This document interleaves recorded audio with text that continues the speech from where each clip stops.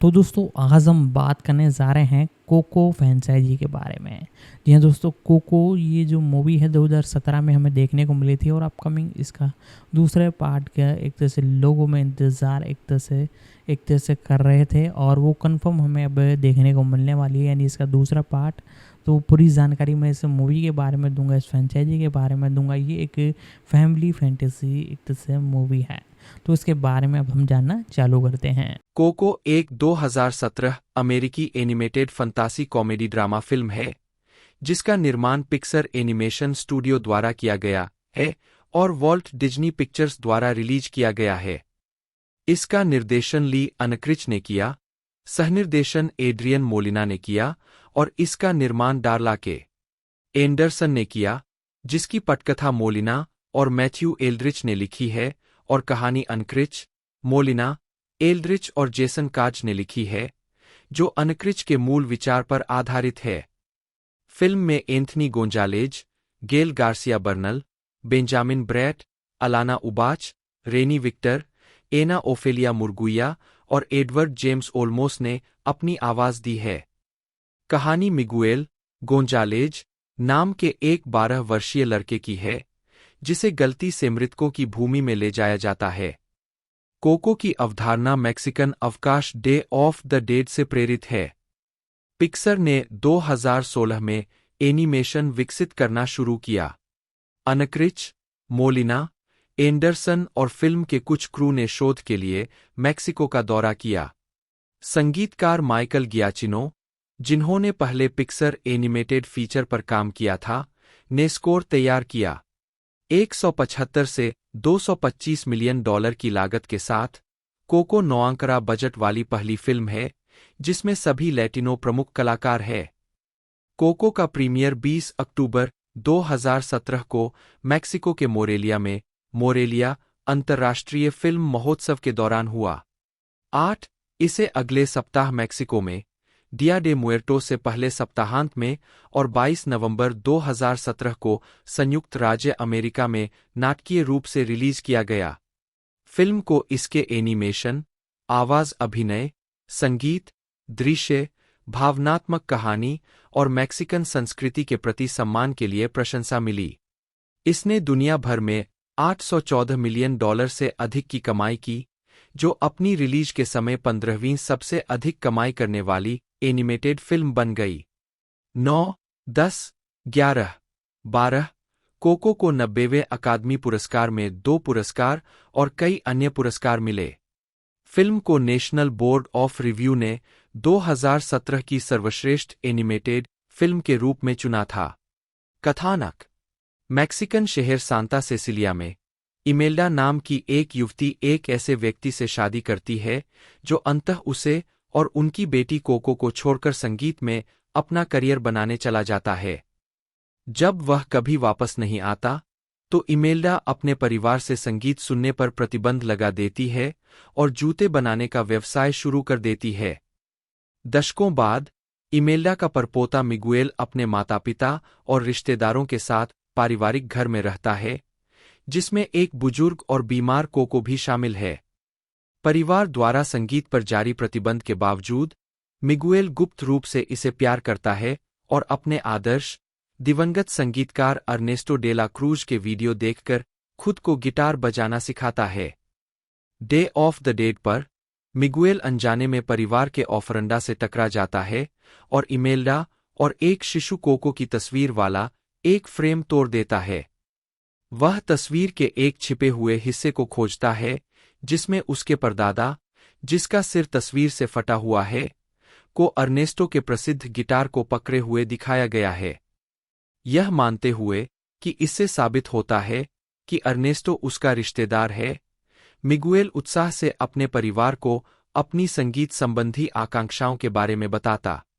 Cocoa एक 2017 अमेरिकी animated फंतासी comedy drama film है जिसका निर्माण पिक्सर एनिमेशन स्टूडियो द्वारा किया गया है और वॉल्ट डिज्नी पिक्चर्स द्वारा रिलीज किया गया है। इसका निर्देशन ली अनक्रिच ने किया, सहनिर्देशन एड्रियन मोलिना ने किया और इसका निर्माण डार्ला के एंडरसन ने किया, जिसकी पटकथा मोलिना और मैथ्यू एल्ड्रिच ने लिखी है और कहानी अनक्रिच, मोलिना, एल्ड्रिच और जेसन काज ने लिखी है, जो अनक्रिच के मूल विचार पर आधारित है। फिल्म में Anthony Gonzalez, Gael Garcia Bernal, Benjamin Bratt, Alanna Ubach, Renee Victor, Ana Ofelia Murguia और एडवर्ड जेम्स ओल्मोस ने अपनी आवाज दी है। कहानी मिगुएल गोंजालेज नाम के एक 12 वर्षीय लड़के की है, जिसे गलती से मृतकों की भूमि में ले जाया जाता है। कोको की अवधारणा मैक्सिकन अवकाश डे ऑफ द डेड से प्रेरित है। पिक्सर ने 2016 में एनिमेशन विकसित करना शुरू किया। अनक्रिच, मोलिना, एंडरसन और फिल्म के कुछ क्रू ने शोध के लिए मैक्सिको का दौरा किया। संगीतकार माइकल गियाचिनो, जिन्होंने पहले पिक्सर एनिमेटेड फीचर पर काम किया था, ने स्कोर तैयार किया। 175 से $225 मिलियन की लागत के साथ कोको 9 बजट वाली पहली फिल्म है जिसमें सभी लैटिनो प्रमुख कलाकार हैं। कोको का प्रीमियर 20 अक्टूबर 2017 को मैक्सिको के मोरेलिया अंतर्राष्ट्रीय फिल्म महोत्सव के दौरान हुआ। 8 इसे अगले सप्ताह मैक्सिको में डिया डे मुएर्टोस से पहले सप्ताहांत में और 22 नवंबर 2017 को संयुक्त राज्य अमेरिका में नाटकीय रूप से रिलीज किया गया। फिल्म को इसके एनिमेशन, आवाज अभिनय, संगीत, दृश्य, भावनात्मक कहानी और मैक्सिकन संस्कृति के प्रति सम्मान के लिए प्रशंसा मिली।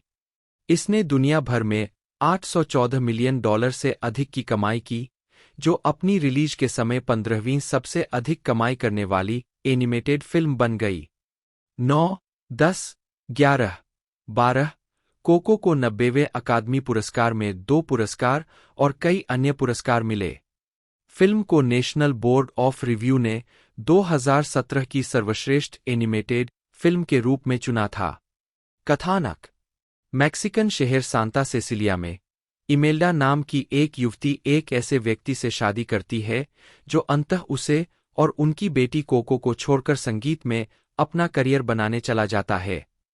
जब वह कभी वापस नहीं आता, तो इमेल्डा अपने परिवार से संगीत सुनने पर प्रतिबंध लगा देती है और जूते बनाने का व्यवसाय शुरू कर देती है।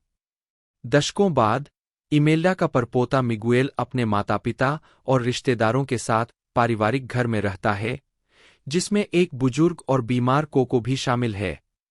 परिवार द्वारा संगीत पर जारी प्रतिबंध के बावजूद, मिगुएल गुप्त रूप से इसे प्यार करता है और अपने आदर्श, दिवंगत संगीतकार अर्नेस्टो डे ला क्रूज के वीडियो देखकर खुद को गिटार बजाना सिखाता है। डे ऑफ द डेड पर, मिगुएल अनजाने में परिवार के ऑफरंडा से टकरा जाता है और इमेल्डा और एक शिशु कोको की तस्वीर वाला एक फ्रेम तोड़ देता है। वह तस्वीर के एक छिपे हुए हिस्से को खोजता है, जिसमें उसके परदादा, जिसका सिर तस्वीर से फटा हुआ है, को अर्नेस्टो के प्रसिद्ध गिटार को पकड़े हुए दिखाया गया है। यह मानते हुए कि इससे साबित होता है कि अर्नेस्टो उसका रिश्तेदार है, मिगुएल उत्साह से अपने परिवार को अपनी संगीत संबंधी आकांक्षाओं के बारे में बताता। 1 साल बाद, मिगुएल अपनी नई छोटी बहन, सोकोरो को परिवार के ऑफरेंडा को दिखाता है, जिसमें अब हेक्टर और हाल ही में मृत कोको की तस्वीरें प्रदर्शित है। कोको द्वारा हेक्टर से एकत्र किए गए पत्र एर्नेस्टो द्वारा उसके गीतों की चोरी को साबित करते हैं, जिससे एर्नेस्टो का अपमान होता है और हेक्टर को सही पहचान मिलती है। मृतकों की भूमि में, हेक्टर जीवित दुनिया की यात्रा के लिए इमेल्डा, कोको और उनके परिवार के साथ जुड़ता है। मिगुएल अपने रिश्तेदारों, जीवित और मृत लोगों के लिए एक भावपूर्ण गीत प्रस्तुत करता है। आवाज कास्ट: एंथनी गोंजालेज मिगुएल के रूप में एक 12 वर्षीय महत्वाकांक्षी संगीतकार। 13, 14 गेल गार्सिया बर्नल हेक्टर, एक आकर्षक चालबाज और मृतकों की भूमि में मिगुएल का परदादा, जो जीवितों की भूमि की यात्रा करने में मदद करने के लिए मिगुएल को भर्ती करता है। 14 बर्नल ने फिल्म की स्पेनिश भाषा में डबिंग में अपनी भूमिका दोहराई। शो बेंजामिन ब्रैट ने अर्नेस्टो डे ला क्रूज की भूमिका निभाई है, जो मेक्सिको के इतिहास में सबसे प्रसिद्ध संगीतकार और मिगुएल के आदर्श है। अपनी असामयिक मृत्यु तक दुनिया भर के प्रशंसकों द्वारा सम्मानित, आकर्षक और करिश्माई संगीतकार मृतकों की भूमि में और भी अधिक प्रिय है। हालांकि बाद में फिल्म में वह एक धूर्त, जानलेवा धोखेबाज के रूप में सामने आता है जिसने हेक्टर को उसके गाने चुराने और उन्हें अपना बताने के लिए जहर दिया था। 13、16。 एंटोनियो सोल ने रिमेंबर मी को छोड़कर डेला क्रूज की गायन आवाज प्रदान की है। 17、 अलाना उबाक मामा इमेल्डा के रूप में, मिगुएल की दिवंगत परदादी, हेक्टर की पत्नी, कोको की मां और परिवार की कुलमाता। 14、 रेनी विक्टर अबुएलिटा के रूप में, कोको की बेटी और मिगुएल की दादी जो रिवेरा परिवार के संगीत प्रतिबंध को सख्ती से लागू करती है। 13、 एना ओफेलिया मुर्गुया मामा कोको के रूप में, मिगुएल की परदादी और हेक्टर और इमेल्डा की बेटी जो व्हील चेयर पर घूमती है। 18、 एक युवा कोको के रूप में, Libertad Garcia Fonzi. Edward James Olmos, Chicharron, Hector का दोस्त जो मृतकों की भूमि में भुला दिया जाता है। 14、 अल्फोंसो अराउ पापा जूलियो के रूप में, कोको के दिवंगत पति और मिगुएल के दिवंगत परदादा। 14、19。 अराउ ने फिल्म की स्पेनिश भाषा में डबिंग में अपनी भूमिका दोहराई। 15、 विकास ली अनक्रिच 2009 में चित्रित ने पहली बार 2010 में कोको की संकल्पना की थी। ली अनक्रिच ने पहली बार 2010 में फिल्म के लिए एक विचार पेश किया जब टॉय स्टोरी 3 रिलीज हुई, जिसका निर्देशन भी उन्होंने ही किया था। 13 शुरू में फिल्म एक अमेरिकी बच्चे के बारे में थी जो अपनी मां की मृत्यु से जूझते हुए अपनी मैक्सिकन विरासत के बारे में सीख रहा था। आखिरकार टीम ने फैसला किया कि यह गलत दृष्टिकोण था और इसके बजाय एक मैक्सिकन बच्चे पर ध्यान केंद्रित करने के लिए फिल्म को फिर से तैयार किया। 23 मूल संस्करण के बारे में अनक्रिच ने कहा कि यह इस तथ्य को दर्शाता है कि उस समय हम में से कोई भी मेक्सिको से नहीं था। 23 यह तथ्य कि फिल्म में एक वास्तविक संस्कृति को दर्शाया गया था, अनक्रिच के लिए चिंता का कारण बना, जिन्होंने इसे सही तरीके से करने के लिए अपने कंधों पर एक बड़ी जिम्मेदारी महसूस की। 23、 पिक्सर टीम ने कोको के चरित्र और कहानी को परिभाषित करने में मदद के लिए मैक्सिको की कई यात्राएं कीं। अनक्रिच ने कहा, मैंने इसे लोक कला में चित्रित होते देखा था। चमकीले, उत्सवी रंगों के साथ कंकालों के मेल में कुछ ऐसा था जिसने मेरी कल्पना को मोहित कर लिया। इसने मुझे खोज के एक घुमावदार रास्ते पर ले गया। और जितना अधिक मैं एल डिया डे लॉस मुएर्टोस के बारे में जानता हूं, उतना ही यह मुझे गहराई से प्रभावित करता है। 24 टीम को कंकाल वाले जीवों के साथ काम करना मुश्किल लगा क्योंकि उनमें किसी भी मांसपेशी प्रणाली की कमी थी और इस तरह उन्हें अपने मानव समकक्षों से अलग तरीके से एनिमेट किया जाना था। 25 कोको ने हयाओ मियाजाकी की एनीमे फिल्मों स्पिरिटेड अवे 2001 और हाउल्स मूविंग कैसल 2004 के साथ साथ एक्शन फिल्म जॉन विक 2014 से भी प्रेरणा ली। 26, 2013 में डिज्नी ने व्यापारिक अनुप्रयोगों के लिए डिया डे लॉस मुएर्टोस वाक्यांश को ट्रेडमार्क करने का अनुरोध किया। इसे संयुक्त राज्य अमेरिका में मैक्सिकन अमेरिकी समुदाय की आलोचना का सामना करना पड़ा। 27 मैक्सिकन अमेरिकी कार्टूनिस्ट लालो अल्काराज ने मुएर्टो माउस नामक एक फिल्म पोस्टर बनाया जिसमें एक कंकाल गोरजिला के आकार का मिकी माउस दर्शाया गया था, जिसमें बायलाइन थी, यह आपके संस्कृति को ट्रेडमार्क करने आ रहा है। 28 change.org पर 21,000 से अधिक लोगों ने एक याचिका पर हस्ताक्षर किए जिसमें कहा गया कि ट्रेडमार्क सांस्कृतिक विनियोग और शोषण का सबसे बुरा रूप था। 27 एक हफ्ते बाद डिज्नी ने प्रयास को रद्द कर दिया। आधिकारिक बयान में कहा गया कि 29/2015 में पिक्सर ने फिल्म पर सलाह देने के लिए अल्काराज को काम पर रखा। 28 नाटककार ऑक्टेवियो सोलिस और मैक्सिकन हेरिटेज कॉर्प के पूर्व सीईओ मार्सेला डेविसन एविलेस के साथ मिलकर एक सांस्कृतिक सलाहकार समूह बनाया। 13, कहानी अनक्रिच ने पाया कि स्क्रिप्ट लिखना, सबसे कठिन काम था। 30 फिल्म के पहले के संस्करणों में मिगुएल, जिसे मूल रूप से मार्को कहा जाता था, मृतकों की भूमि से वापस कैसे आएगा, इस बारे में अलग अलग ब्रह्मांड नियम थे। एक मामले में उसे शारीरिक रूप से पुल पार करना पड़ा।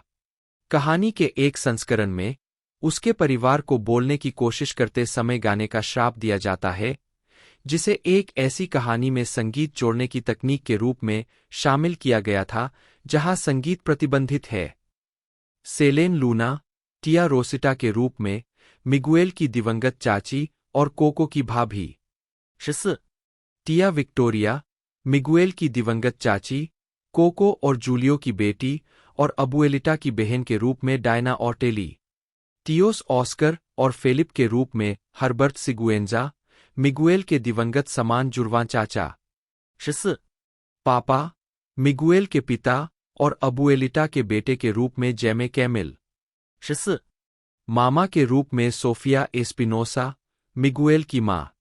14、एस्पिनोसा ने फिल्म की स्पेनिश भाषा में डबिंग में अपनी भूमिका दोहराई।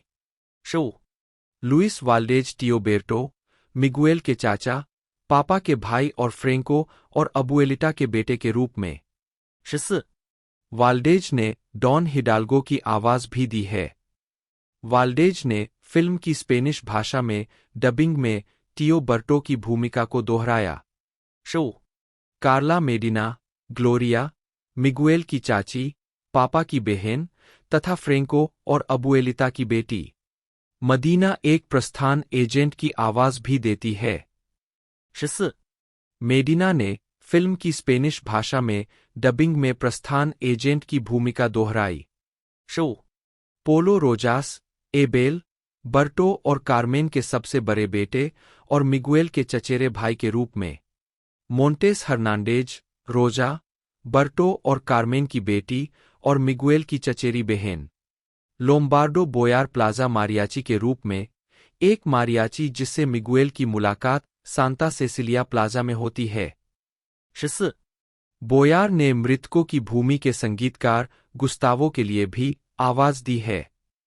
ऑक्टेवियो सोलिस आगमन एजेंट के रूप में। 14、गेब्रियल इग्लेसियस क्लर्क के रूप में।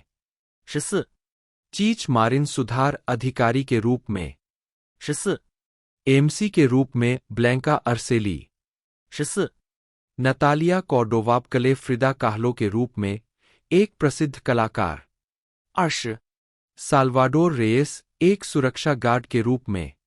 14、रेयस ने फिल्म की स्पेनिश भाषा में डबिंग में अपनी भूमिका दोहराई। 15、जॉन रज्जेनबर्गर जुआन ओर्टोडोंसिया के रूप में, जिनके दंत चिकित्सक ने उनकी तस्वीर को एक ऑफरेंडा पर रखा है। 21、एमिलियो फुएंटेस, बिना श्रेय, कॉन्सर्ट स्टेजहैंड के रूप में। फुएंटेस प्री प्रोडक्शन के दौरान मिगुएल की मूल आवाज थे। 22、इस फिल्म में पशु पात्र दांते और पेपिटा एलेब्रीज आत्मा मार्गदर्शक है। दांते अपने एलेब्रीज रूप में पक्षी जैसे पंखों वाला एक जोलोइड स्क्विंटल है। पेपिटा एक बिल्ली है जिसका एलेब्रीज रूप उसे एक जगुआर का सिर, धड़ और अगले पंजे, एक मेरे के सींग, एक चील के पंख और पिछले पैर और एक इगुआना की पूंछ देता है। उत्पादन। परेशान होकर मिगुएल अर्नेस्टो की समाधि में घुस जाता है और उसका गिटार ले जाता है, जिसका इस्तेमाल स्थानीय प्रतिभा प्रतियोगिता में किया जाता है।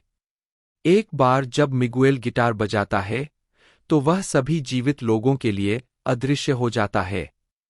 हालांकि वह अपने कंकाल मृत रिश्तेदारों से बातचीत कर सकता है, जो छुट्टियों के लिए मृतकों की भूमि से आए हैं।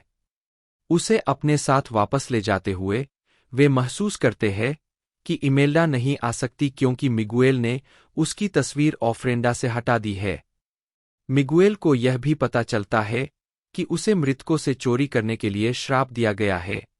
उसे सूर्योदय से पहले जीवित दुनिया में लौटने के लिए परिवार का आशीर्वाद प्राप्त करना होगा या वह हमेशा के लिए मृतकों की भूमि में रहेगा। इमेल्डा उसे इस शर्त पर आशीर्वाद देती है कि वह संगीत छोड़ दे, लेकिन मिगुएल मना कर देता है और इसके बजाय अर्नेस्टो का आशीर्वाद मांगता है। मिगुएल की मुलाकात हेक्टर से होती है, जो एक बदकिस्मत कंकाल है जिसने कभी अर्नेस्टो के साथ परफॉर्म किया था। हेक्टर मिगुएल को अर्नेस्टो के पास लाने की पेशकश करता है। बदले में मिगुएल उसकी तस्वीर को एक ऑफरेंडा पर लगाता है ताकि वह अपनी बेटी से मिल सके, इससे पहले कि वह उसे भूल जाए, जिससे उसका अस्तित्व मिट जाएगा। हेक्टर मिगुएल को अर्नेस्टो की हवेली में प्रवेश पाने के लिए एक प्रतिभा प्रतियोगिता में प्रदर्शन करने में मदद करता है, लेकिन मिगुएल अपने परिवार द्वारा खोजे जाने के बाद भाग जाता है। मिगुएल एर्नेस्टो की हवेली में घुस जाता है और हैरान एर्नेस्टो उसका स्वागत करता है, लेकिन हेक्टर प्रकट होता है और एर्नेस्टो पर उसके गाने चुराने का आरोप लगाता है। जब दोनों बहस करते हैं, तो मिगुएल धीरे धीरे सच्चाई को एक साथ जोड़ता है। एर्नेस्टो और हेक्टर कभी प्रसिद्धि के कगार पर एक संगीत कलाकार थे, जब तक कि हेक्टर को घर की याद नहीं आई और उसने छोड़ने की कोशिश की। खुद गाने लिखने में असमर्थ, एर्नेस्टो ने हेक्टर को जहर दे दिया और अपने खुद के रूप में पेश करने के लिए उसका गिटार और गाने चुरा लिए। अपनी विरासत की रक्षा के लिए एर्नेस्टो हेक्टर की तस्वीर जब्त कर लेता है और मिगुएल और हेक्टर को एक सेनोट गड्ढे में फेंक देता है। वहां मिगुएल को पता चलता है कि हेक्टर उसका असली परदादा है और कोको हेक्टर की बेटी है। अपने परिवार द्वारा बचाए जाने के बाद मिगुएल हेक्टर की मौत के बारे में सच्चाई बताता है और इमेल्डा और हेक्टर में सुलह हो जाती है। परिवार हेक्टर की तस्वीर हासिल करने के लिए एर्नेस्टो के संगीत समारोह में घुसपैठ करता है। एर्नेस्टो के अपराध दर्शकों के सामने उजागर हो जाते हैं, जो तुरंत उसके खिलाफ हो जाते हैं, और वह गिरती हुई घंटी वास्तविक जीवन में उसके भाग्य को दर्शाती से कुचल जाता है। हालांकि हेक्टर की तस्वीर अराजकता में खो जाती है। जैसे ही सूरज उगता है, इमेल्डा और लुप्त होते हेक्टर मिगुएल को आशीर्वाद देते हैं और उसे जीवित दुनिया में वापस लाते हैं। घर वापस आकर मिगुएल अपने परिवार से भागने के लिए माफी मांगता है और हेक्टर के गिटार पर रिमेंबर मी बजाता है, जिससे कोको उसके साथ गाने के लिए उत्साहित हो जाती है। वह बताती है कि उसने हेक्टर के चेहरे वाली तस्वीर का फटा हुआ टुकड़ा रख लिया है। फिर अपने परिवार को अपने पिता के बारे में कहानियां सुनाती है, उनकी यादों को संजोए रखती है और साथ ही मृतकों की भूमि में उनके अस्तित्व को भी। मिगुएल अपने परिवार के साथ सुलह कर लेता है और संगीत पर प्रतिबंध खत्म कर देता है। रलाई कोको 9 फिगर बजट वाली पहली मोशन पिक्चर है जिसमें सभी लैटिनो कलाकार हैं, जिसकी लागत 175 से $200 मिलियन है। 32 गोंजालेज ने पहली बार मिगुएल की भूमिका के लिए 9 साल की उम्र में ऑडिशन दिया था और 2 साल बाद उन्हें इस भूमिका के लिए फाइनल कर दिया गया था। 33 अपने किरदार के बारे में बात करते हुए गोंजालेज ने कहा, मिगुएल और मैं दोनों अपने सपने का पालन करने के महत्व को जानते हैं और हम अपनी परंपरा का पालन करने के महत्व को जानते हैं, इसलिए यह कुछ ऐसा है जिससे मैं मिगुएल से बहुत जुड़ा हुआ हूं। 34 फिल्म के प्री प्रोडक्शन के दौरान मिगुएल को मूल रूप से एमिलियो फ्यूएंस नाम के एक बच्चे द्वारा आवाज दी जानी थी, जिसे फिल्म के निर्माण के दौरान यौवन के कारण उसकी आवाज गहरी हो जाने के बाद भूमिका से हटा दिया गया था। 35 2016 में कोको टीम ने कलाकारों के बारे में एक आधिकारिक घोषणा की, जिसमें पता चला कि Gael Garcia Bernal, Benjamin Bratt, Renee Victor और एंथनी गोंजालेज पात्रों को आवाज देंगे। 36 ब्रैट, जिन्होंने डेला क्रूज को आवाज दी थी, चल पड़े जब उन्हें एहसास हुआ कि डिज्नी पिक्सर लैटिन संस्कृति पर एक फिल्म बनाना चाहते थे। 37 डिज्नी के अधिकारियों ने बर्नल की हरकतों और भावों पर बारीकी से नजर रखी, जबकि उन्होंने पात्रों को आवाज दी और हेक्टर को एनिमेट करने के लिए उनके इनपुट का इस्तेमाल किया। 38 ब्रैट ने अर्नेस्टो डेला क्रूज को आवाज दी, एक ऐसा किरदार जिसे उन्होंने मैक्सिकन फ्रैंक सिनात्रा के रूप में वर्णित किया, जीवन से बड़ा व्यक्तित्व। 39 फिल्म निर्माताओं की सलाह पर ब्रैट ने जॉर्ज नेग्रेटे और पेड्रो इन्फेंट सहित समकक्ष मैक्सिकन अभिनेताओं के वीडियो देखे। ब्रैट को यह किरदार शारीरिक रूप स्वभाव और आत्मविश्वास में अपने पिता के समान लगा और उन्हें श्रद्धांजलि देने के लिए फिल्म में काम किया। 40 मामा इमेल्डा के किरदार की आवाज अलाना उबाक ने दी थी। उबाक ने कहा कि फिल्म एक गुणवत्ता को सम्मान दे रही है जो पूरे ब्रह्मांड में सभी लैटिन परिवारों में समान है, और वह है सम्मान देना और परिवार के महत्व को प्राथमिकता देना। मामा इमेल्डा की आवाज उबाक की टिया फ्लोरा से प्रभावित थी। मार्वल के एजेंट्स ऑफ शील्ड की अभिनेत्री नतालिया कॉर्डोवाबकले ने मैक्सिकन कलाकार फ्रिदा काहलो के रूप में एक कैमियो उपस्थिति दर्ज की। 20 अनक्रिच ने कहा कि कॉर्डोवाबकले की कोको में भूमिका सुश्री काहलो उनके काम और मेक्सिको के लोगों को श्रद्धांजलि देती है जो उन्हें प्यार करते हैं। 42 अनक्रिच ने यह भी कहा कि जॉन रज्जेनबर्गर के लिए फिल्म में भूमिका पाना संघर्षपूर्ण था, जो लातीनी नहीं है, लेकिन उन्होंने हर पिक्सर फीचर फिल्म में एक किरदार को आवाज दी थी। चूंकि अनक्रिच पिक्सर की परंपरा को तोड़ना नहीं चाहते थे, इसलिए रज्जेनबर्गर को एक शब्द के साथ एक छोटी भूमिका दी गई। 21 animation 2017 NAC international animation festival में एड्रियन मोलिना। 13 अप्रैल 2016 को अनक्रिच ने घोषणा की कि उन्होंने एनिमेशन पर काम शुरू कर दिया है। 43 फिल्म के लेखक एड्रियन मोलिना को 2016 के अंत में सहनिर्देशक के रूप में पदोन्नत किया गया था। 13 अनक्रिच ने कहा कि Pixar land of the living और लैंड ऑफ द डेड के बीच जितना संभव हो उतना विपरीत होना चाहता था और दुनिया को अलग करने के लिए कई तकनीकों का इस्तेमाल किया गया था। रंग उनमें से एक था।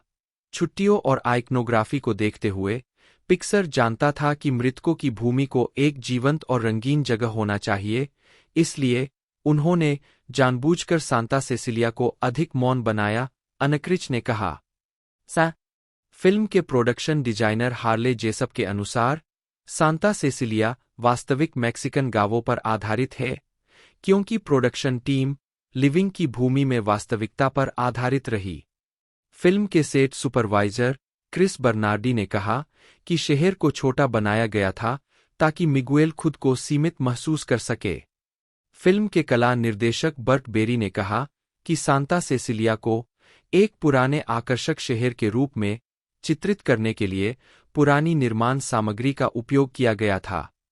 3 अनक्रिच के अनुसार मिगुएल का गिटार बजाना प्रामाणिक है, क्योंकि उन्होंने प्रत्येक गीत या धुन बजाने वाले संगीतकारों का वीडियो टेप किया और संदर्भ के रूप में उपयोग करने के लिए उनके गिटार पर गोप्रो को बांधा।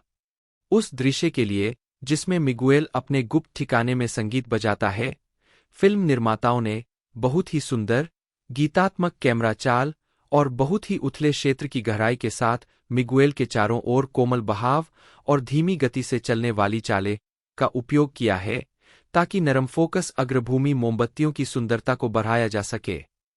फिल्म के चरित्र पर्यवेक्षक क्रिश्चियन हॉफमैन ने कहा कि मामा कोको के चेहरे के सभी विवरण मॉडल नहीं किए गए थे।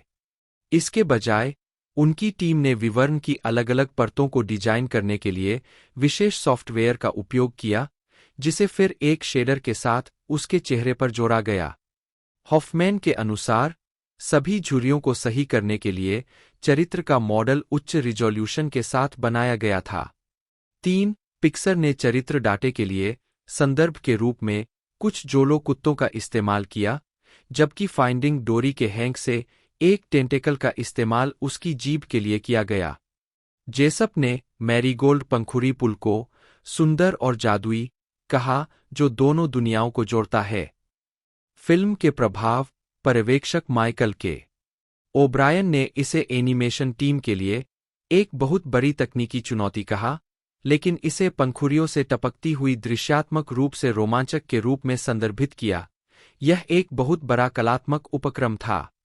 उत्पादन टीम चाहती थी कि यह चमके, जीवंत महसूस हो। जिन दृश्यों में मिगुएल पुल से कुछ पंखुड़ियां हटाता है और जिसमें हेक्टर पुल में डूब जाता है, उन्हें अधिक प्रभाव और विशेष कला निर्देशन दिया गया था। मृतकों की भूमि के लिए अनक्रिच बस एक मुक्त के लिए भी विचित्र दुनिया नहीं चाहते थे, बल्कि तर्क जोड़ना चाहते थे और हमेशा विस्तार करना चाहते थे, क्योंकि नए निवासी नियमित रूप से आते रहेंगे। जेसप ने कहा कि एनिमेशन टीम चाहती थी कि जब मिगुएल आए तो मृतकों की भूमि रंगों का एक जीवंत विस्फोट हो। जेसप ने यह भी कहा कि ली अनक्रिच ने टावरों की एक ऊर्ध्वाधर दुनिया का वर्णन किया जो सांता सेसिलिया की सपाटता के विपरीत है। रोशनी और प्रतिबिंब चकाचौंध है और एक पागल परिवहन प्रणाली है जो इसे सभी को जोड़ती है।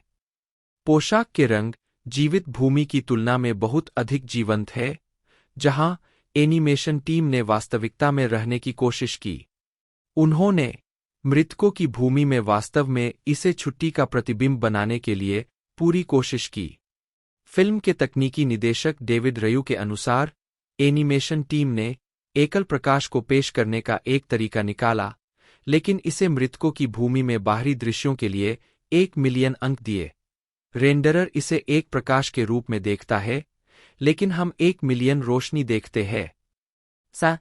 कला निर्देशक डैनियल अराइगा के अनुसार एनिमेटरों को यह पता लगाना था कि त्वचा, मांसपेशियों, नाक या होठों के बिना कंकाल को व्यक्तित्व कैसे दिया जाए, और उन्होंने आकृतियों के साथ खेला और बहुत सारी पेंटिंग की। उन्होंने हर कोण से खोपड़ियों को तराशा और अध्ययन किया ताकि यह पता लगाया जा सके कि वे कहाँ आकर्षण और आकर्षण जोड़ सकते हैं। फिल्म के निर्माण की शुरुआत में वैश्विक प्रौद्योगिकी पर्यवेक्षक जेडी नॉर्थरप को फिल्म की एनिमेशन प्रक्रिया में संभावित मुद्दों से बचने के लिए काम पर रखा गया था। नॉर्थरप ने कहा, प्रत्येक कंकाल के टुकड़े को स्वतंत्र होना था, इसलिए रिग की जटिलता और पाइपलाइन पर पड़ने वाला तनाव कुछ ऐसा था जैसा हमने पहले कभी नहीं देखा। नॉर्थरप को कंकाल की भील को प्रस्तुत करने के लिए कंकाल के तत्वों को सरल बनाने का भी काम सौंपा गया था। चरित्र मॉडलिंग और आर्टिक्यूलेशन लीड माइकल होन्स के अनुसार कंकाल बनाने के लिए कई अतिरिक्त नियंत्रणों का उपयोग किया गया था, क्योंकि उन्हें ऐसे तरीकों से चलने की जरूरत थी जो मनुष्य नहीं करते हैं। होन्से ने कहा कि हड्डियां एक विशेष समस्या थीं। उन्होंने कहा कि इसे सही करने के लिए एनिमेशन के साथ बहुत आगे पीछे किया गया था, लेकिन कंकालों को स्थानांतरित करने के लिए वास्तव में अच्छे तरीके खोजे गए। संगीत और साउंड ट्रैक। मुख्य लेख कोको, साउंड ट्रैक। विपणन और रिलीज। कोको का पहला टीजर 15 मार्च 2017 को जारी किया गया था। 44 टीजर ट्रेलर ने संगीत पर इसके फोकस को उजागर करते हुए फिल्म की मूल अवधारणा को पेश किया। 45 फोर्ब्स के स्कॉट मेंडेलसन ने ट्रेलर की प्रशंसा करते हुए कहा, एक शानदार पुराने स्कूल का पिक्चर सेल जिसमें ज्यादातर एक ही सीक्वेंस है और जो आने वाले समय का सिर्फ एक संकेत देता है। 44 फिल्म के विषय और कल्पना ने एक अन्य एनिमेटेड फिल्म से तुलना की जो El Dia de los Muertos, the Book of Life 2014 पर केंद्रित थी। 45 2 मिनट की एक लघु फिल्म जिसका शीर्षक डांटेज लंच ए शॉर्ट टेल है, 29 मार्च 2017 को ऑनलाइन जारी की गई थी। 47 पहला आधिकारिक ट्रेलर 7 जून 2017 को जारी किया गया था। 48 इसके बाद 13 सितंबर को दूसरा ट्रेलर जारी किया गया। 49 मेक्सिको में फिल्म का बड़े पैमाने पर विपणन किया गया था, जिसमें पारंपरिक दीवार चित्रित विज्ञापन शामिल थे जो आमतौर पर स्थानीय आयोजनों के लिए इस्तेमाल किए जाते थे और कभी भी फिल्मों के लिए नहीं। देश में एक मूवी चेन सिनेपोलिस ने फिल्म में एक किरदार को डब करने के लिए एक प्रतियोगिता आयोजित की। 50 और एक अन्य मूवी चेन ने फिल्म के कलाकारों और क्रू के लिए एक साक्षात्कारकर्ता बनने के लिए एक प्रतियोगिता आयोजित की। 51 कोको का प्रीमियर 27 अक्टूबर 2017 को मोरेलिया अंतर्राष्ट्रीय फिल्म महोत्सव में हुआ। 52 इसे संयुक्त राज्य अमेरिका में 22 नवंबर को 3D में रिलीज किया गया था। 53 फिल्म को पहले 17 जून 2016 को रिलीज करने के लिए निर्धारित किया गया था, लेकिन बाद में इसे 22 नवंबर 2017 तक टाल दिया गया। 54 सिनेमाघरों में फिल्म के साथ वॉल्ट डिज्नी एनिमेशन स्टूडियो की 21 मिनट की फीचर फिल्म ओलाफ्स फ्रोजन एडवेंचर एक सीमित समय की पेशकश के रूप में थी, जिससे कोको टॉय स्टोरी 1995 के बाद पहली पिक्सर फिल्म बन गई जिसके साथ पिक्सर शॉट नहीं था। 55 फिल्म का अपना वीआर गेम भी है, जो पिक्सर का पहला वीआर विकास है। 56 कोको को 13 फरवरी 2018 को हाई डेफिनिशन ऑनलाइन स्ट्रीमिंग और डिजिटल डाउनलोड के लिए और 27 फरवरी 2018 को Walt Disney studio home entertainment द्वारा डीवीडी, ब्लूरे और 4K अल्ट्रा एचडी ब्लूरे पर रिलीज किया गया था। 57 फिल्म ने 3.8 मिलियन यूनिट की बिक्री के साथ होम वीडियो बिक्री से $72.8 मिलियन का राजस्व कमाया, जिससे यह 2018 का चौथा सबसे अधिक बिकने वाला शीर्षक बन गया। 58 ऑन स्क्रीन गीत के साथ फिल्म का एक गायन संस्करण 16 सितंबर 2022 को डिज्नी प्लस पर जारी किया गया। 59डिज्नी की 100वीं वर्षगांठ के हिस्से के रूप में कोको को संयुक्त राज्य अमेरिका में सितंबर के 15 से 28, 2023 के बीच 60 और लैटिन अमेरिका में मोआना के साथ 26 अक्टूबर से 1 नवंबर के बीच फिर से रिलीज किया गया। 61 थीम पार्क आकर्षण फिल्म की सफलता के कारण मिगुएल डिज्नी पार्क और रिसॉर्ट्स, फ्रंटियरलैंड और क्रिटर कंट्री में एक मिलनसार चरित्र बन गया है। डिज्नीलैंड पेरिस में Mexican restaurant Casa de Coco restaurant de Familia है, जो फिल्म से प्रेरित है। 62 2024 में यह घोषणा की गई थी कि फिल्म की थीम पर आधारित एक सवारी डिज्नी कैलिफोर्निया एडवेंचर के लिए विकास में है। स्वागत।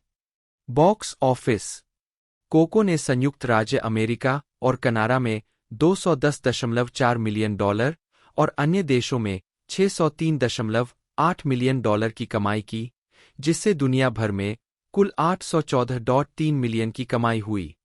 7 मेक्सिको कोको संयुक्त राज्य अमेरिका से लगभग एक महीने पहले 27 अक्टूबर को मैक्सिको में रिलीज हुई थी। इसने अपने शुरुआती सप्ताहांत में $9.3 मिलियन की कमाई की, जो किसी मूल एनिमेटेड फिल्म के लिए सबसे बड़ा ओपनिंग वीकेंड था और बाजार में समर मूवी सीजन के बाहर किसी एनिमेटेड फिल्म की सबसे बड़ी शुरुआत थी।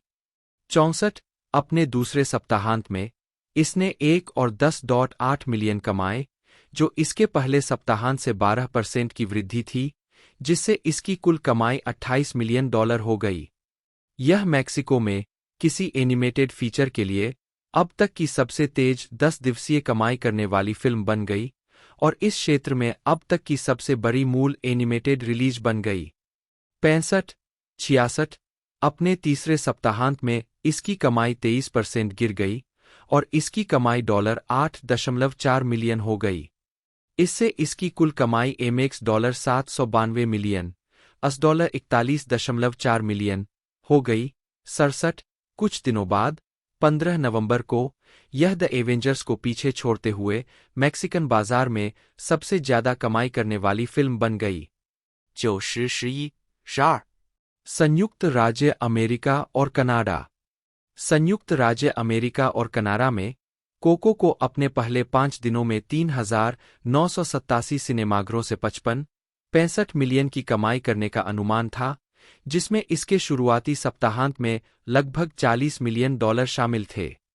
68 इसने मंगलवार रात के पूर्वावलोकन से $2.3 मिलियन कमाए, जो डिज्नी की पिछली 2 नवंबर रिलीज मोआना 2.6 मिलियन और द गुड डायनासोर 1.3 मिलियन के बीच था और अपने पहले दिन $13.2 मिलियन था। यह बॉक्स ऑफिस पर पहले स्थान पर रहते हुए $50.8 मिलियन 5 दिवसीय कुल $72.9 मिलियन सहित से शुरू हुआ। 6-9 यह साथी एनिमेटेड फिल्मों फ्रोजन, मोआना और टॉय स्टोरी 2 के बाद अब तक का चौथा सबसे बड़ा थैंक्सगिविंग ओपनिंग वीकेंड था। 6-70 71 यह तीसरे सप्ताहांत में एक बार फिर बॉक्स ऑफिस पर शीर्ष पर रही, 33% की गिरावट के साथ और $18.5 मिलियन की कमाई के साथ मोआना के समान। 72 यह split, the fate of the furious और द हिटमैन बॉडीगार्ड के बाद 3 बार बॉक्स ऑफिस पर शीर्ष पर रहने वाली 2017 की चौथी फिल्म बन गई। इससे पहले इसे डिज्नी की star wars, the last JD और एक अन्य एनिमेटेड फिल्म फर्डिनेंड ने अपने चौथे सप्ताहांत में पीछे छोड़ दिया था। 73、74、3 नई release, Jumanji, welcome to the jungle, pitch perfect 3 और द ग्रेटेस्ट शोमैन से प्रतिस्पर्धा के कारण यह अपने 5वें सप्ताहांत में छठे स्थान पर आ गई। फिर भी एक छोटी सी गिरावट के बावजूद इसने क्रिसमस के दिन $2.8 मिलियन की कमाई की। 75 दिसंबर के 22 से 28 के अवकाश सप्ताह में फिल्म $16.3 मिलियन की कमाई के साथ छठे स्थान पर रही, जो 1000 से अधिक सिनेमाघरों को खोने के बावजूद पिछले सप्ताह से 6% अधिक थी। 76 यह अपने छठे सप्ताहांत में छठे स्थान पर रही। 3 दिवसीय, 77 और 4 दिवसीय सप्ताहांत के दौरान क्रमशः 39% और 87% की वृद्धि हुई। 78 इसने नए साल के दिन $2.6 मिलियन की कमाई की। 79 यह अपने 8वें सप्ताहांत, जिसमें मार्टिन लूथर किंग जूनियर दिवस भी शामिल था, में शीर्ष 10 से बाहर हो गया। 3 दिवसीय, 80 और 4 दिवसीय सप्ताहांत के दौरान क्रमशः 38% और 14% की गिरावट आई। 81、अन्य देश। चीन में कोको ने 3 दिनों की कुल $18.2 मिलियन की कमाई के साथ सप्ताहांत बॉक्स ऑफिस पर नंबर 1 स्थान हासिल किया, जिससे यह जूटोपिया के बाद उस बाजार में डिज्नी या पिक्सर एनिमेटेड रिलीज के लिए दूसरी सबसे बड़ी ओपनिंग बन गई। 82, 83 अपने पहले सप्ताह में प्रत्येक कार्यदिवस में वृद्धि देखने के बाद 84 फिल्म ने अपने दूसरे सप्ताहांत में 148% की वृद्धि की, जिससे बाजार में इसकी कुल कमाई $75.6 मिलियन हो गई। 71, 85 यह अपने तीसरे सप्ताहांत में 21% गिर गई, एक बार फिर पहले स्थान पर रही और कुल मिलाकर $35 मिलियन की कमाई की। 86 2 नई घरेलू रिलीज से प्रतिस्पर्धा के कारण फिल्म अपने चौथे सप्ताहांत में तीसरे स्थान पर आ गई और अतिरिक्त $17.1 मिलियन की कमाई की।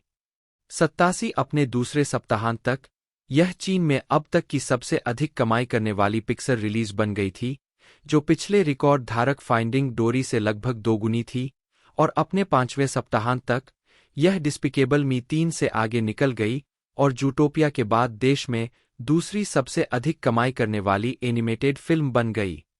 88, 89 यह फिल्म 16 मार्च 2018 को अपने अंतिम बाजार जापान में रिलीज हुई। 1 मई 2018 तक फिल्म के सबसे बड़े बाजार चीन $189.2 million, Mexico $57.8 million, Japan $41.4 million, France $33.2 million, United Kingdom $26.1 million, दक्षिण Korea $25.9 million, Spain $21.4 million, Argentina $17.6 million, Italy $14.4 million और जर्मनी $12.3 मिलियन थे। पुरस्कार। मुख्य लेख, कोको 2017 फिल्म द्वारा प्राप्त पुरस्कारों की सूची। 90वें अकादमी पुरस्कारों में कोको को सर्वश्रेष्ठ एनिमेटेड फीचर और सर्वश्रेष्ठ मूल गीत के लिए पुरस्कार मिले। 107 फिल्म के अन्य नामांकनों में 13 एनी पुरस्कार, 11 जीतना। 108 एक ब्रिटिश अकादमी फिल्म पुरस्कार जो इसने जीता। 109 2 क्रिटिक्स चॉइस मूवी पुरस्कार, दोनों जीतना। 110 और 2 गोल्डन ग्लोब पुरस्कार, एक जीतना शामिल है। 111 कोको को नेशनल बोर्ड ऑफ रिव्यू द्वारा 2017 की सर्वश्रेष्ठ एनिमेटेड फिल्म के रूप में चुना गया था। 112、विवाद। 2018 में कई मैक्सिकन समाचार आउटलेट्स ने बताया कि डिज्नी और पिक्सर यह खुलासा करने में विफल रहे हैं कि कोको के निर्माताओं ने मामा कोको के चरित्र को सांता फे डे ला लगुना के पुरेपेचा गांव से मारिया डेला सालुद रामिरेज कैबलेरो पर आधारित किया था। क्विरोगा, मिचोआकेन में पुरेपेचा कुम्हारों का एक शहर। 113 एक समाचार साक्षात्कार में सालूद ने कहा कि निर्माताओं ने मुझे बहुत सी चीजें पेश कीं, लेकिन कुछ भी नहीं हुआ। वे केवल आए और मेरी तस्वीर ली और इसे अपने साथ ले गए। उन्होंने मुझसे पूछा कि मुझे क्या चाहिए। खैर, देखो मैं कैसे रहता हूं और अकेला। मेरी बेटियां यहां रहती है, घर के पीछे। और मैं यहां अकेला हूं, मेरे पास यही है। 114 टेलीमुंडो की एक रिपोर्ट में 115 शहर की एक कुम्हार गैब्रियल फैबियान ने कहा, इससे हमें फायदा हुआ है क्योंकि बहुत ज्यादा पर्यटक आते हैं। यह शहर महिला की प्रसिद्धि के कारण जाना जाता है। वे हमारी कलाकृतियां, हम जो कुछ भी करते हैं और उसकी आकृतियां खरीदते हैं। 116， जबकि डिज्नी और पिक्सर की प्रोडक्शन टीम ने माना है कि उन्होंने रिवेरा परिवार, मिगुएल की दुर्जय दादी के नेतृत्व वाली एक बहुपीढ़ीगत मातृसत्तात्मकता को वास्तविक दुनिया के परिवारों पर आधारित किया है, जिनके साथ वे 2011 और 2013 के बीच ओक्साका और गुआनाजुआतो के मैक्सिकन राज्यों का दौरा करते समय जुड़े थे। उन्होंने फिल्म में सलूद के योगदान को स्वीकार नहीं किया है। 117 सहनिर्देशक एड्रियन मोलिना ने कहा, न केवल कोको मेक्सिको में एक वास्तविक स्थान पर आधारित है, बल्कि यह वास्तविक परंपराओं पर आधारित है। इसलिए हम जानते थे कि शोध करना, हर विवरण दर्ज करना बहुत महत्वपूर्ण था, ताकि जब हम पिक्सर वापस आए और हम यह तय करना शुरू करें कि यह शहर कैसा दिखने वाला है, यह दादी क्या पहनने वाली है, वे किस तरह का नृत्य और संगीत सुनने जा रही है, यह सब एक सूचित जगह से आ सकता है। हालांकि डिज्नी और पिक्सर ने फिल्म की प्रेरणा के बारे में जो भी रिपोर्ट बनाई है, उनमें सलूद का उल्लेख नहीं किया गया है। 118， फिल्म की रिलीज के बाद से सलूद ने बताया कि पर्यटक उसके घर आए हैं और उसे मामा कोको कहकर पुकारते हैं। जवाब में उसने कहा, हाँ, लेकिन मामा कोको मेरा नाम नहीं है। निर्माताओं ने वह नाम चुना और अब सभी लोग जो आते हैं और मिलते हैं, वे हमें बताते हैं कि यह मेरा नाम है। लेकिन मैं उनसे कहती हूं कि नहीं, यह मेरा नाम नहीं है। मेरा नाम मारिया डेला सलूद है। 114 फिल्म की रिलीज से पहले सलूद को chronic obstructive pulmonary disease COPD का पता चला था और वह सांस लेने के लिए ऑक्सीजन टैंक पर निर्भर थी। सलूद के परिवार ने व्यक्त किया था कि वे हर 2 दिन में अपने ऑक्सीजन टैंक को रिचार्ज करने की आवश्यकता के बावजूद रॉयल्टी या पैसा प्राप्त करने की उम्मीद नहीं कर रहे हैं। हालांकि उन्होंने कहा कि कंपनी फिल्म में उनके योगदान को स्वीकार करे, जो अभी तक नहीं हुआ है। 116 सलूद का 16 अक्टूबर 2022 को 109 वर्ष की आयु में निधन हो गया। 119， ब्रॉडवे अनुकूलन 24 जनवरी 2023 को एपकोट के वार्षिक डिज्नी ऑन ब्रॉडवे कॉन्सर्ट के दौरान द लायन किंग अभिनेता स्टीवन टेलर ने घोषणा की कि फिल्म का एक लाइव स्टेज शो रूपांतरण वर्तमान में डिज्नी थिएट्रिकल प्रोडक्शंस में विकास में है। ली एडवर्ड अनक्रिच, जन्म 8 अगस्त 1967, एक अमेरिकी फिल्म निर्देशक, संपादक और लेखक है। उन्हें एनिमेशन स्टूडियो पिक्सर के साथ अपने काम के लिए जाना जाता है, जिसमें वे 1994 में एक संपादक के रूप में शामिल हुए, इससे पहले कि उन्हें टॉय स्टोरी 2, 1999 में सहनिर्देशक के रूप में श्रेय दिया जाता। फिल्म की सफलता के बाद अनक्रिच ने टॉय स्टोरी 3, 2010 के साथ अपने एकल निर्देशन की शुरुआत करने से पहले मॉन्स्टर्स, इंक. 2001 और फाइंडिंग निमो 2003 फिल्मों के लिए इसी तरह की भूमिका निभाई। इस फिल्म ने साथ ही उनके द्वारा निर्देशित दूसरी फिल्म कोको 2017 ने 2 अकादमी पुरस्कार जीते, सर्वश्रेष्ठ एनिमेटेड फीचर और सर्वश्रेष्ठ मूल गीत।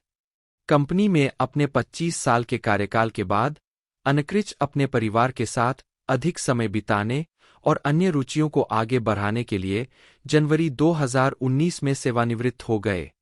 23， प्रारंभिक जीवन और कैरियर। अनक्रिच का पालन पोषण ओहियो के चैग्रिन फॉल्स में हुआ। वह एमिली अनक्रिच और रॉबर्ट अनक्रिच की इकलौती संतान थे। उनके पिता द्वितीय विश्व युद्ध के दिग्गज थे।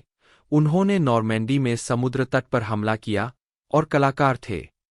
4. अनक्रिच का पालन पोषण यहूदी धर्म में हुआ था। 5. उन्होंने अपनी युवावस्था क्लीवलैंड प्ले हाउस में अभिनय करते हुए बिताई। अनक्रिच ने 1990 में university of southern California school of cinematic arts से स्नातक किया। 6. अनक्रिच पिक्सर में संपादकीय और लेआउट के उपाध्यक्ष थे। उद्धरण आवश्यक। स्टूडियो में शामिल होने से पहले अनक्रिच ने कई वर्षों तक टेलीविजन में संपादक और निर्देशक के रूप में काम किया। 1994 में उन्हें पिक्सर द्वारा 4 सप्ताह की अवधि के लिए एक अल्पकालिक कर्मचारी के रूप में काम पर रखा गया था, लेकिन वे 25 वर्षों तक वहां रहे। 7.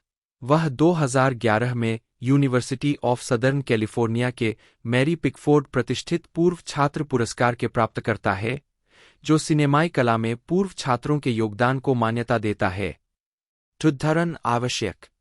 18 जनवरी 2019 को अनक्रिच ने घोषणा की कि वह अपने परिवार के साथ समय बिताने और उन हितों को आगे बढ़ाने के लिए पिक्सर छोड़ रहे हैं, जो लंबे समय से पीछे छूट गए हैं। 8/9 2023 में अनक्रिच ने 2019 में छोड़ने के बाद से कभी-कभी पिक्सर में परामर्श किया। 2022 के अंत में उन्होंने घोषणा की कि उन्होंने जेडब्ल्यू रिनजलर द्वारा लिखित द शाइनिंग के बारे में एक पुस्तक का संपादन पूरा कर लिया है। 2023 में टैस्चेन ने अनक्रिच की किताब स्टेनली कुब्रिक्स द शाइनिंग को सीमित कलेक्टर संस्करण में जारी किया। इस किताब का संपादन अनक्रिच ने किया था और इसे जेडब्ल्यू रिनजलर और अनक्रिच ने लिखा था। व्यक्तिगत जीवन।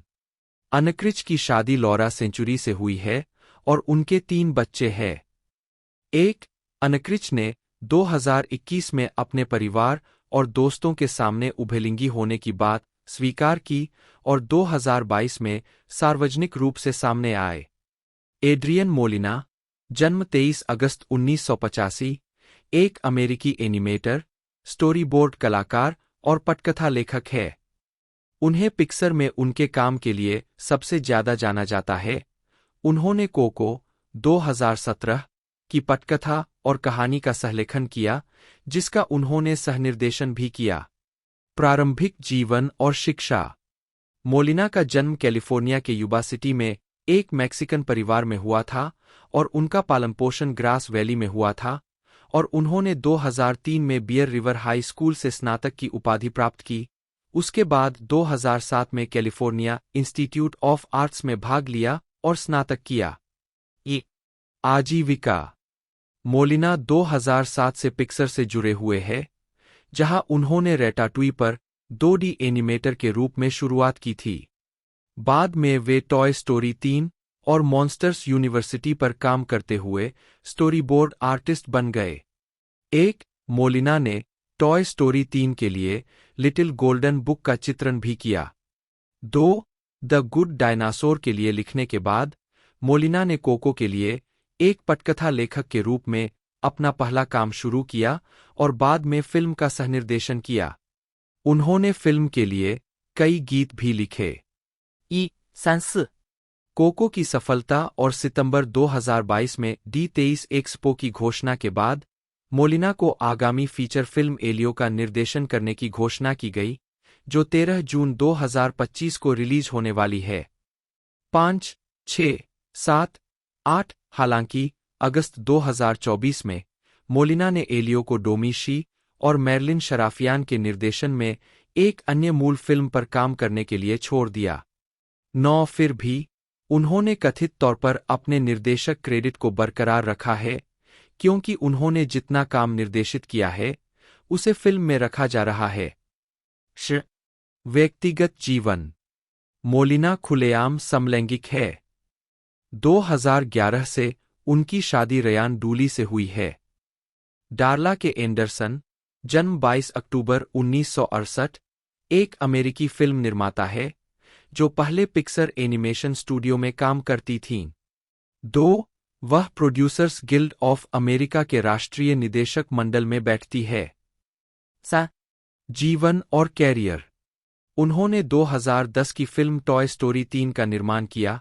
4, 5, जिसे 2011 के सर्वश्रेष्ठ चित्र के लिए अकादमी पुरस्कार के लिए नामांकित किया गया और जिसने 2011 का सर्वश्रेष्ठ एनिमेटेड फीचर अकादमी पुरस्कार जीता।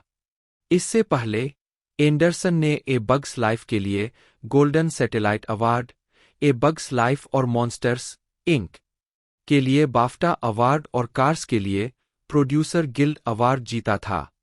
6、 2008 के Guinness book of world records में एंडरसन को एक निर्माता के रूप में सबसे अधिक औसत फिल्म शकल के रूप में सूचीबद्ध किया गया है। प्रति फिल्म $221 मिलियन। 2 और 2011 में वॉल स्ट्रीट जर्नल ने उनके द्वारा निर्मित 4 फिल्मों के लिए संयुक्त शकल $2 बिलियन से अधिक सूचीबद्ध किया। 7、 एंडरसन का जन्म और पालन पोषण कैलिफोर्निया के ग्लेनडेल में हुआ था। उन्होंने सैन डिएगो स्टेट यूनिवर्सिटी में पर्यावरण डिजाइन का अध्ययन किया। 1993 में पिक्सर में आने से पहले 8 उन्होंने एंजेल स्टूडियो में एक कार्यकारी निर्माता के रूप में काम किया। 6, 9 फाइंडिंग निमो में डार्ला का किरदार निर्देशक और पटकथा लेखक एंड्रयू स्टैंटन ने उन पर व्यावहारिक मजाक करने के लिए बदला लेने के लिए बनाया था। 6、9、 8 मार्च 2018 को यह घोषणा की गई कि एंडरसन ने अन्य अवसरों का पीछा करने के लिए पिक्सर छोड़ दिया। 10 जनवरी 2019 में यह बताया गया कि एंडरसन ने नेटफ्लिक्स के साथ एक बहुवर्षीय विकास समझौते पर हस्ताक्षर किए हैं, जिसके तहत वह नई एनिमेटेड और लाइव एक्शन परियोजनाओं का विकास और निर्माण करेगी। 11、 व्यक्तिगत जीवन। एंडरसन की शादी कोरी राय से हुई है, जो एक पिक्सर निर्माता भी है, जिन्होंने मॉन्स्टर्स यूनिवर्सिटी का निर्माण किया था। वे नोए वैली, सैन फ्रांसिस्को में एक साथ रहते हैं। ये वे 1991 में मिले जब सैन फ्रांसिस्को के नए एंडरसन ने सॉफ्टबॉल टीम में शामिल हुए, जिसका प्रबंधन राय करते थे। एंडरसन और राय ने 2001 में मॉन्स्टर्स इंक के आखिरी साल में डेटिंग शुरू की। तब से उन्होंने एक ही फिल्म में साथ काम न करने का फैसला किया है। उन्होंने पहली बार 2004 में राष्ट्रपति दिवस पर शादी की, जब सैन फ्रांसिस्को समलैंगिक विवाह लाइसेंस जारी कर रहा था, लेकिन उन लाइसेंसों को राज्य के सर्वोच्च न्यायालय ने रद्द कर दिया था। 12、 उन्होंने 2008 में फिर से शादी की, जब अदालत ने समलैंगिक विवाह को कानूनी घोषित कर दिया, लेकिन प्रस्ताव 8 के प्रभावी होने से पहले। 13、 एंडरसन के भतीजे जैक टेलर ने कॉलेज बास्केटबॉल खेलते हुए एनसीएए रिकॉर्ड 138 अंक बनाए। जब वह बड़ा हो रहा था, तो उसने उसे उच्च स्तरीय कॉलेजों में बास्केटबॉल शिविरों में भाग लेने के लिए भुगतान करने में मदद की।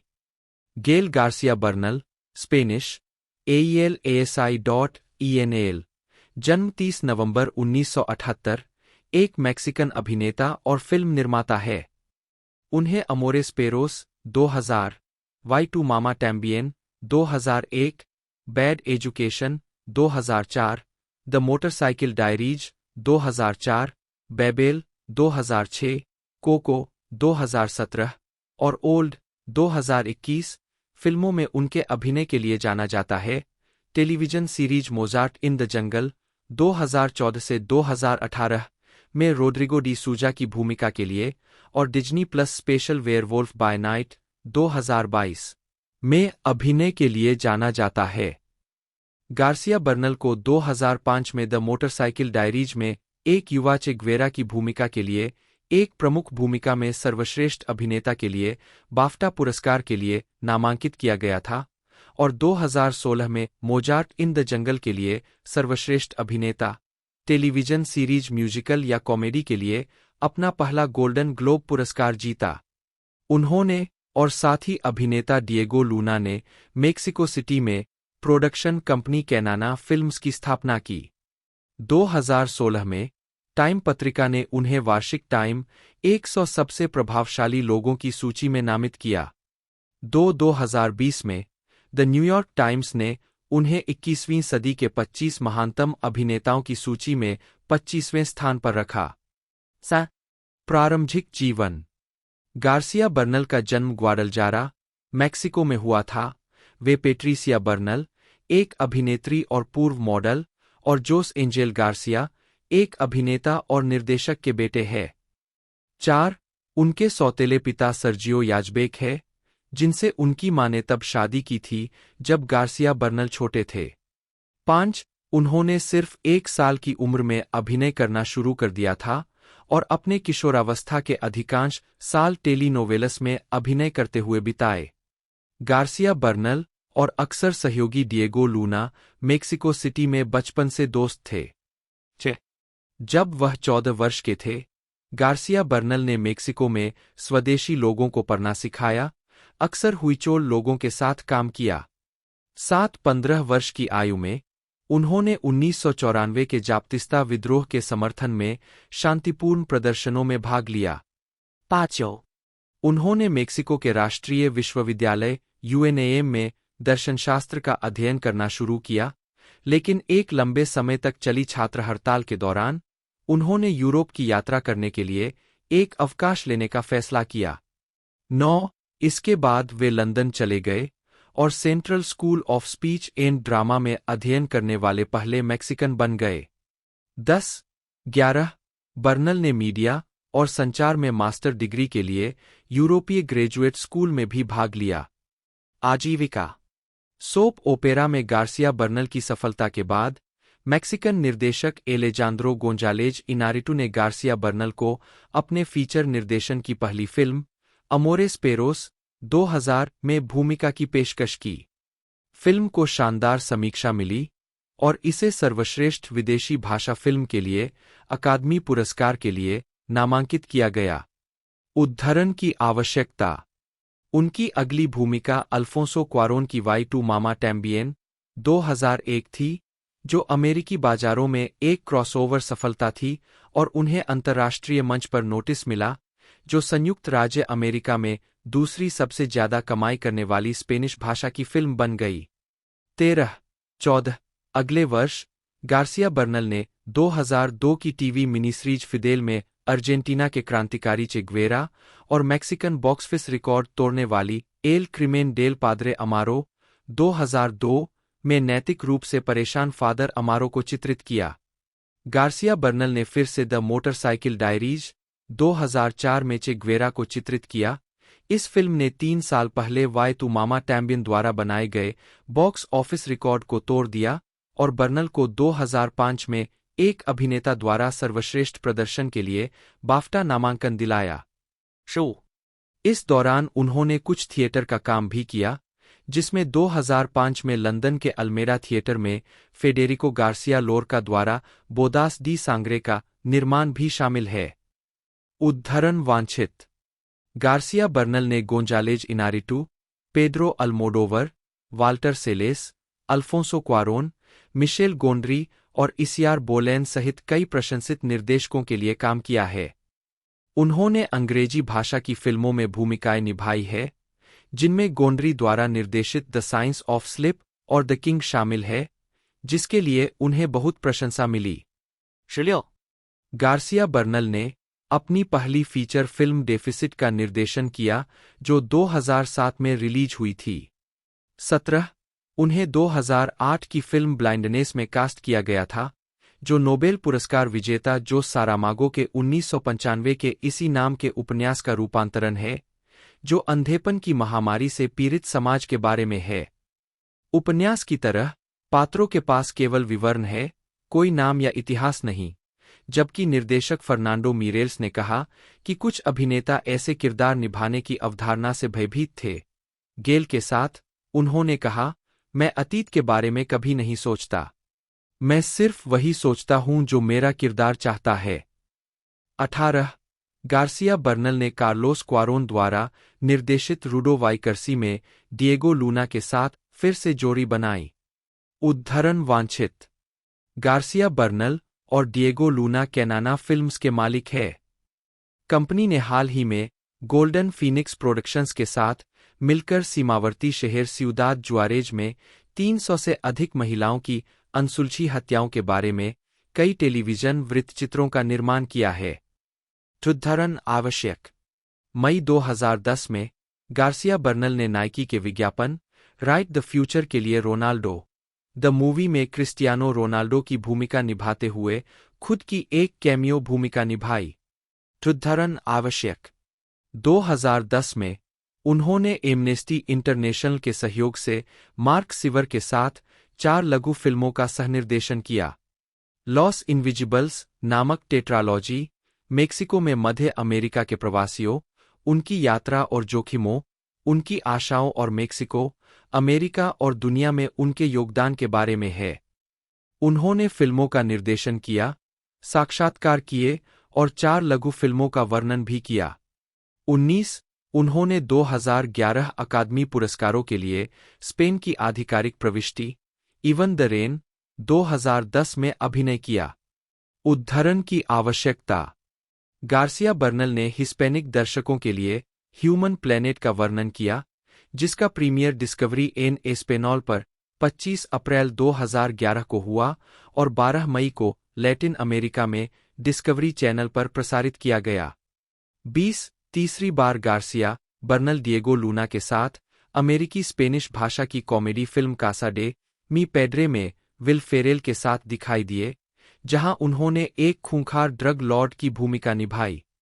21 गार्सिया बर्नल की अगली परियोजनाओं में जोस अगस्टिन की सिउदादेस दे सियर्टास का फिल्म रूपांतरण और जॉन स्टीवर्ट निर्देशित बायोपिक रोजवाटर शामिल थी। 22 जिसमें उन्होंने माजियार बहारी का किरदार निभाया, जिसे व्यापक आलोचनात्मक प्रशंसा मिली। वह 20वीं सेंचुरी फॉक्स की रीबूट जोरो फिल्म जोरो रीबॉर्न में अभिनय करने के लिए तैयार थे। अप्रैल 2014 में उन्हें 2014 के कान फिल्म महोत्सव में मुख्य प्रतियोगिता जूरी के सदस्य के रूप में घोषित किया गया था। 24 जून 2014 में उन्होंने पेड्रो मोरेली द्वारा निर्देशित नाटकीय कॉमेडी जूम के स्टार के रूप में निर्माण शुरू किया। उद्धरण आवश्यक। 2014 में उन्हें अमेजन स्टूडियोज की comedy drama television series Mozart in the jungle में रोड्रिगो डी सूजा की मुख्य भूमिका में लिया गया। शो में उनके प्रदर्शन को शानदार समीक्षा मिली, जिससे उन्हें 2016 में गोल्डन ग्लोब अवार्ड मिला। उद्धरण वांछित। 2016 में उन्होंने 2 फिल्मों में अभिनय किया, जिन्हें सर्वश्रेष्ठ विदेशी भाषा फिल्म के लिए अकादमी पुरस्कार के लिए प्रस्तुत किया गया था: डेसियर्टो, मेक्सिको और नेरुदा, चिली। उद्धरण आवश्यक। 2017 में उन्हें 2017 सनडांस फिल्म फेस्टिवल में यूएस ड्रामेटिक जूरी के सदस्य के रूप में घोषित किया गया था। उसी वर्ष उन्होंने हेक्टर की आवाज दी, जो एक मरे हुए चालबाज और पिक्सर एनिमेटेड फिल्म कोको के मुख्य पात्रों में से एक था। उद्धरण आवश्यक। गार्सिया बर्नल ने द एम्बुलेंट डॉक्यूमेंट्री फिल्म फेस्टिवल की स्थापना की। 25 जो डॉक्यूमेंट्री फिल्मों को उन जगहों पर लाने का काम करता है जहां उन्हें शायद ही कभी दिखाया जाता है, और amnesty international short documentary series loss invisibles बनाने में मदद की। 26 इस काम के लिए उन्हें 2011 में लैटिन अमेरिका के वाशिंगटन ऑफिस के मानवाधिकार पुरस्कार से सम्मानित किया गया। 27 अक्टूबर 2019 में गार्सिया बर्नल और डिएगो लूना ने घोषणा की कि वे एडम ग्रांट के साथ टीवी और फिल्म विकास कंपनी एक्साइल कंटेंट के क्रिएटिव एडवाइजरी बोर्ड में शामिल हो रहे हैं। 28 2021 में गार्सिया बर्नल ने M Night Shyamalan thriller old में अभिनय किया। 29 नवंबर 2021 में बर्नल को मार्वल स्टूडियोज द्वारा Disney plus special werewolf by night में कास्ट किया गया, जो इसी नाम के कॉमिक्स कैरेक्टर पर आधारित था। तो दोस्तों इसकी लेंथ 1 घंटा 45 मिनट थी, बाकी डिज्नी द्वारा इसे बनाया गया था और ये हमें 70 से लेकर तकरीबन 225 मिलियन के बजट के बीच में से बनाया गया था। बाकी फिर ये सुपर डुपर हिट तो रही थी क्योंकि डिज्नी की मूवी है और कलेक्शन इसने 814 मिलियन का किया था, जो कि बहुत ही बढ़िया कलेक्शन था इस मूवी के लिए, इस फ्रेंचाइजी के लिए। तो अपकमिंग इसका पार्ट हमें ज़रूर देखने को मिलेगा। बाकी और कोई अपडेट आती है तो मैं आपको छोटी वीडियो के द्वारा बता दूंगा। तो आज की इस वीडियो में इतना ही दोस्तों, मिलते हैं अगले वीडियो में।